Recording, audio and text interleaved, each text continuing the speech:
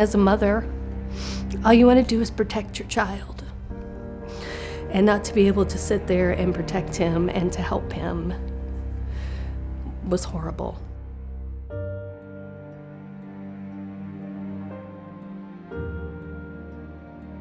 It was a Wednesday morning, April 15th, and I received the phone call around 6:45, 7 a.m. from the emergency room saying that they had Christian at the Duluth emergency and needed me to call them back. And the neurosurgeon got on the phone and said, there's 3 things.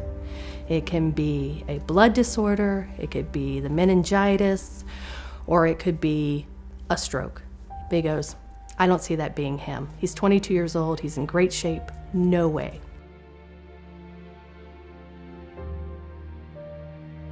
I'm 96 miles away from Duluth because I looked down and the phone rings and the neurosurgeon said, it's a stroke. Don't even come here, we're medevacing him to United in St. Paul. I called my husband who was in San Diego on business and said, it looks bad, get a flight home.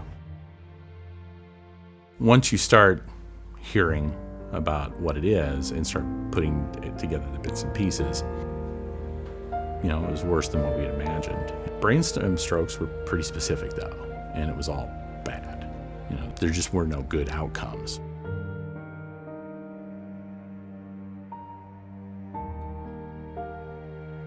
And he comes in and he's on a stretcher and he's ventilated. And the nurse opened his eyes and said he's in a coma and he's unresponsive. We're not even going to do a CT scan. We're taking him straight in and getting the clot out. I squeezed his hand. I told him I loved him and that Mom was here. And I gave him a kiss on the forehead and they wheeled him away.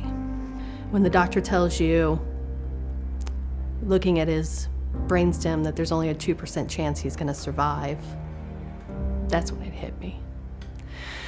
That we'd either lose him or this would be a life-changing event and the son that we raised would be different.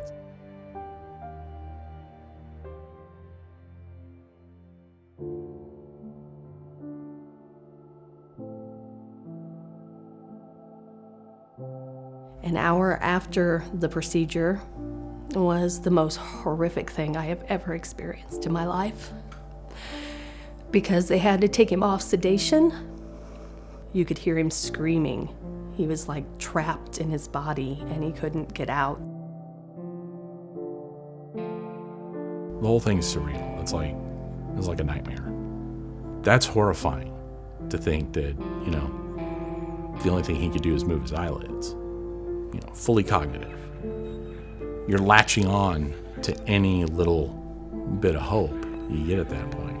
The doctor came in and pulled us over and showed us Christian's brain. And he said, this is his brain stem. And he goes, 80% of it's missing. Realistically, if he squeezes your hand and that's all we get, we're happy. So be happy with that. Be there for him. But, I don't foresee him walking again. And if he does walk, we're talking a year or 2 out. It wasn't the son I knew.